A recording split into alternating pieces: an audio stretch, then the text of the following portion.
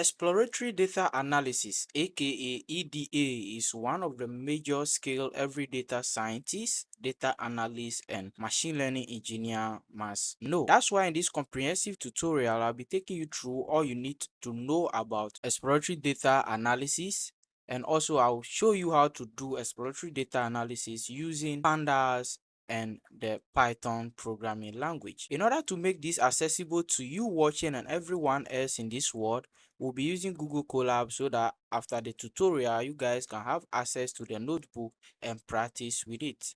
If you love artificial intelligence, machine learning, data science, and computer vision projects, this is the right channel for you. Subscribe and also share to anyone ready to do it. Let's get right into it. So to start off, just open your browser and just type in Google Colab. So you just have to type Google Colab and open it, and over here click on the first link, Google Colab. Just scroll down and click on a new notebook. Okay, so this will load up and open a new notebook for you. So I can just increase the font a little bit to 125, and I think that's good. So the good thing about Google Colab is that you get access to free GPU, which we don't need in this particular tutorial. But in case you are performing other tasks that needs GPU, you can have access to that. And one fantastic thing I love personally about it is that most of these libraries are pre-installed in Google Colab, so you don't need to install them again. So we just have to connect to a runtime, which I think has been connected already. You can see it's marked here, and that's all.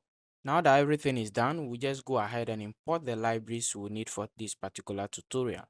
So we'll import NumPy and also Pandas. So I just have to write import Pandas as PD, and also I'll import NumPy as NP. Okay, we are doing this import because these libraries are what pre-installed in Google Colab. So I think I established that fact already. But if you are using, let's say, VS Code, Visual Studio Code, or you are using PyCharm, you need to install these libraries. So that's a quick note for you guys. So we can just run this by running this cell, and you can see it got checked marked here saying everything is okay. Okay, so the next thing is to work with some data. So we need data to work with. With Pandas, you can work with your own data. Let's say, for example, I have this data right here. You can work with your own data. But for today's tutorial, we'll be using dataset provided by Google Colab. So for example, you can generate your own dataset in Python dictionary form. So you can see data is equal to, you have name, age, gender, height, and weight. So this is a dynamic data I've created, and we can use it as well. The first command I want you to know is how to read this data into a Pandas data frame. So for that, we'll name this df, and this is equal to pd.dataframe. So over here, you just give it the name of your data set. So you can see we have our data right here, and we can just put in data, and this will create a Pandas data frame for us. So at the down here, you can just do df, and this will create a Pandas data frame for us. So you can see how our data now looks very good. You can now go ahead and use it. But as said earlier on, this is not the data we are going to be using. I'm just teaching you how you can put your own kind of data into Pandas. And this is pretty much how simple it is for you to do your data in a Python dictionary form. And then use the pd.dataframe function of Pandas to read your data in.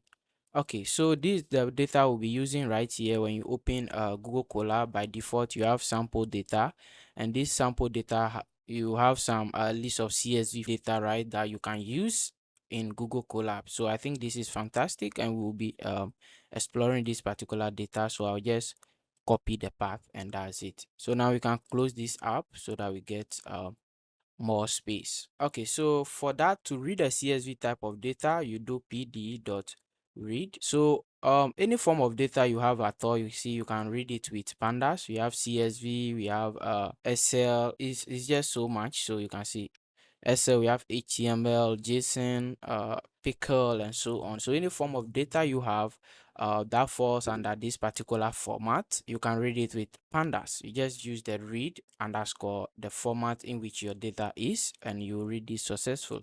So it's pretty much easy. In our case, we are having CSV, so we'll do CSV, and over here we put the path to our data, which I've copied from the data right here. Okay, so we'll save this in df. So df is equal to this new data set, and now our data set is ready. We've run it, and we got a check mark. Okay, so the first thing you have to do when exploring your data is to see some sample of your data, right? And a function you can use to do that is the df.add. So our data set is stored in df. So in order to view some sample of your data, you can just do df.head, and this is going to pull out the first 5 rows of your data. So right here you can see we have row 1, 2, 3, 4, 5. It starts from 0 so up to 4, and that's the first 5 row of your data with their corresponding columns. So you can see their corresponding column names right here at the top, and we have the first 5 rows. You're also not limited. If you want to see more rows other than that 5, you can just specify the number here. For instance, if I just want to see only the first 2 rows, I can put in 2 here, and I'm going to get the first 2 rows only. Okay, so that's the first command we've learned in Pandas so far, how to visualize the first few rows by just providing maybe some number in the head function, or even leaving it by default, which gives you the first 5 rows. The second command is to also view maybe the last 5 rows of your data column. So for that, we use the f.tail. And over here you have to specify the number of rows you want to see. You can just leave it by default, which will give you the last 5 rows, right? So these are the last 5 rows in our data set, or you can specify a number here which will give you some number of them. All right, so with this we got to know some information of our data, how our data looks like. Now another command which will be useful to us is to know the column names of our data set. So when you are doing exploratory data analysis, you need to know your column names, the column names of this data you are working it, and that's also simple. You do df.columns, and that's it. So when you run this will give you all the individual column names you have in your data set. And right here you can see we have longitude, latitude, housing, mean age, we have total rooms, and so on. So these are the total number of columns we have, and that's it. Now another useful one is knowing the types of your columns. Your columns having the data, which data types do they have? So we use df.types, and this will give you the types of data these columns are having. Is it an object? Is it an integer? Okay, so that should be d types. Sorry, so we use df.dtypes. So you can see all of these are in the float 64 format. That means they are numerical form of data. You can see right here from when we visualize some sample of them. None of them is categorical, so this is fair enough that we are seeing the types to be float 64. So what we are doing now is understanding the structure of our data, right?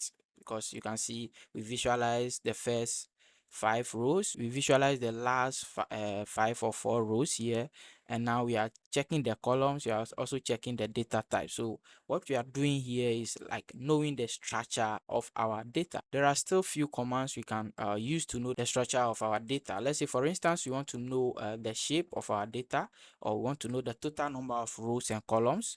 Even though we've visualized the columns here, but we want to know the total number, we can use the df.shape, and this is going to give us the total number of rows and columns. So you can see in this data set we have 3000 rows and 9 columns, and if you want to check that, you can even count the column names right here, or count them here, and you see they are 9 in number. Apart from knowing the shape, the column, and those things, one thing that probably you would like to check will be if there are some places where there are empty numbers, or there are places where there is no number at all, just empty value. You can use the df.isNull function to check that. So df.isNull, and that's it. You just have to hit enter on this, and this will run the cell, and you can see it's false, false, false. Normally when it appears like this, it doesn't look good. So what you do is to sum it to see the particular columns and what they have.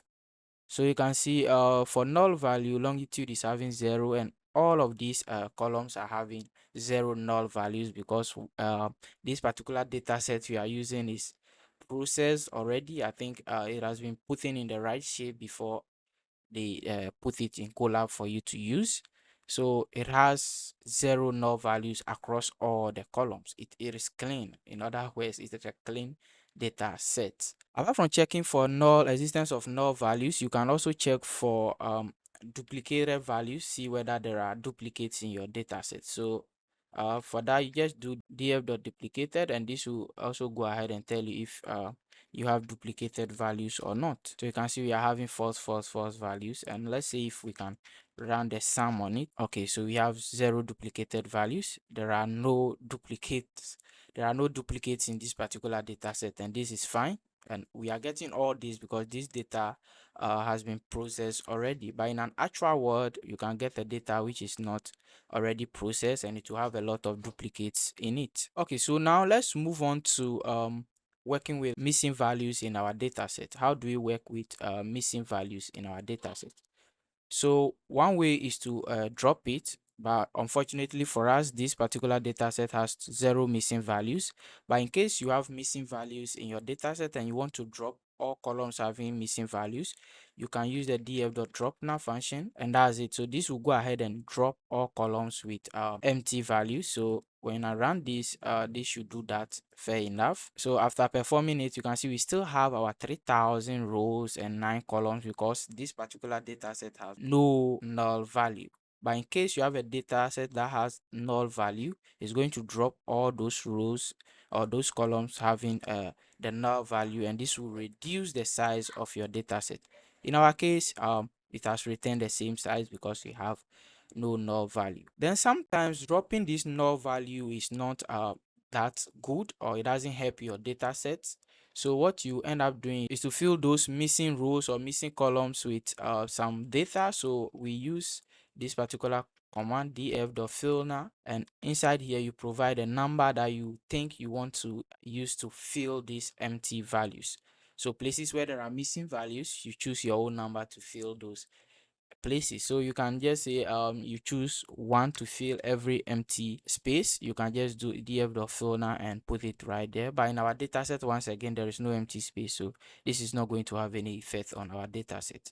So it retains the same number of rows and columns. Okay, so this is a simple way to handle, let's say, missing values in your data. You either drop them or you fill them with a constant value. At the end of this tutorial, I'm going to comment everything and send it to you guys so that you can have access to it, you understand it. Very well documented and well commented code will be sent or made available in the video description. Okay, so now let's move on to how to perform descriptive statistics on your data. So you want to know the mean, the count, the standard deviation, and the marks of your data set. For that, you can just use df.describe. You hit enter on this, or you run this cell, and this is going to give you statistics about your data. So you can see for each column we have the count, and I think sometimes you just do dot t here, and this makes it look better than how is okay.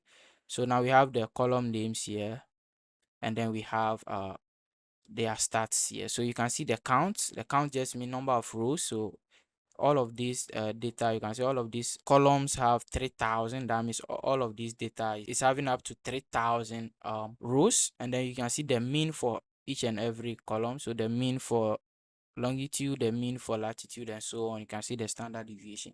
So this, just go ahead and calculate all this for you. You don't need to do this manually or write any form of function, Python function, to do this. So with this, you have just performed some descriptive statistics about your data on the go.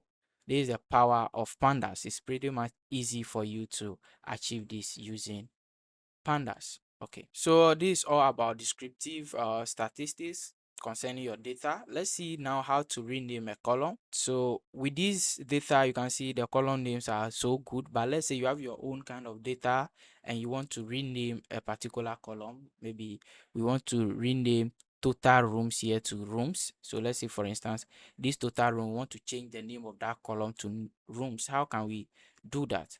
For that, you do the df.rename, and inside here you just have to provide a dictionary which has the key, and this key will be the existing name and the value will be the new name you want to give to it. So we want to rename total room, so we type total is underscore room, and we want to replace this with just rooms, right? So this is how easy you can do it. And since we are doing it on the column, or it's a column name, we have to specify the axis to be 1. By default, the axis value is 0, so it will affect a row instead of a column. So this how you can just rename it, and that's it. So now let's check. You can see now instead of total rooms, we have only rooms right here. So that's how you can do it. You can provide some total number of them here. Let's say you want to do it for another column, you can just do all on the same line. So which one? Let's do total bedroom to only bedrooms. So we get total rooms, and we want to change this to only bedrooms. Okay, so let's now run this and see. And you can see these changes. Now we have total rooms to rooms, total bedrooms to bedrooms. So this is how easy for you to also change or manipulate your column names. If you need to, or if you want to, you can just go ahead and do the same thing just like this. Now let's continue by learning how to select a specific column, because let's say for instance you are going to train a machine learning model for this. You need to get your features and your labels as well. So you need to select one column which is your target that you want to predict, and the remaining column which are your feature columns you want to use to train your model. So you have to select that. So let's see how you can select that using Pandas. So for instance, let's say we'll be selecting longitude and latitude. If you want to select only longitude and latitude, is fairly simple. You just do df, bring two brackets, and inside here you type the name of the columns you want. So we want longitude, and also we want latitude. So these are the two columns we are interested in, and this will just give us those two columns. So you can see we have only those two columns. So you can do that. You can type any other columns you want as well. You can by just adding commas. So which other column can we add? Let's say for instance we want to add this particular column. Let me try and copy this, and I'll put it here. Okay, we are having some problem. It seems there are spaces in front of it. Okay, now it works. So you can see you can select as many columns as you can or as you want, and that's also fair enough.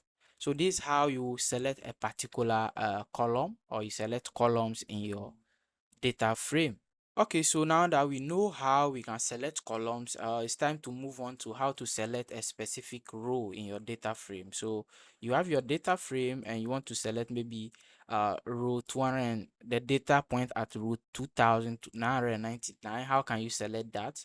So for that, we use the log function. I think Pandas have both log and ilog. You can choose any of them, but we'll be using log. So df.log.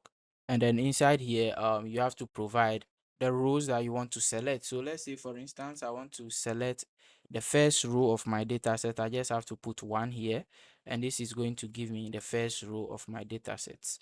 So you can see for longitude, the first row number is this. For latitude, the first row number is this. And also you can select multiple rows, so you can even perform some slicing here. Let's say you want to select from row 1 to 5. You can just put this right here, and this is going to select in that range. So we can get from row 1 to 5 by just providing or slicing right here. So this is how you select a given row in your data set using Pandas. So you can see it's pretty much simple by just using the data frame and the particular function that you need to use.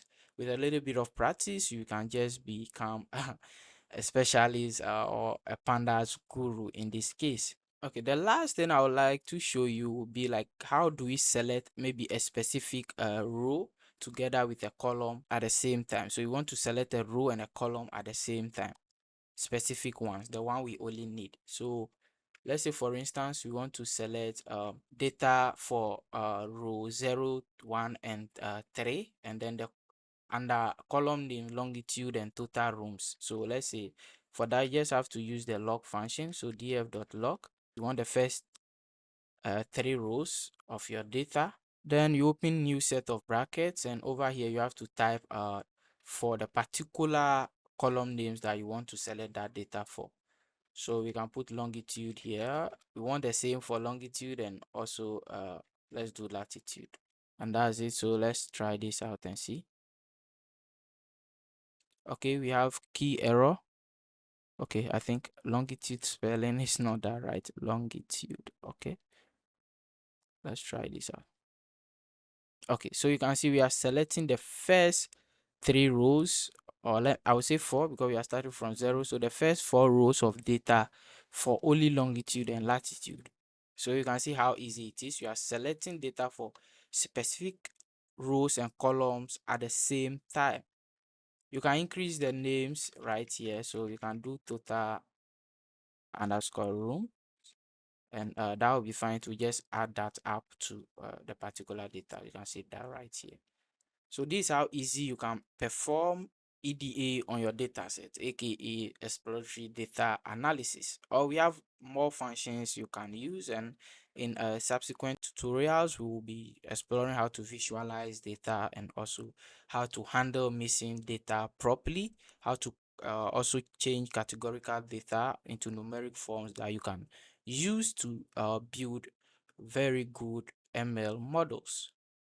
Okay, guys, so this is all for today. If you have some questions, kindly drop them in the comment section, which I'll address all of them. If you love this type of tutorials, also let me know so that I produce much more of these type of tutorials. Thanks for watching, and also as usual, I'll see you in the next or upcoming tutorial.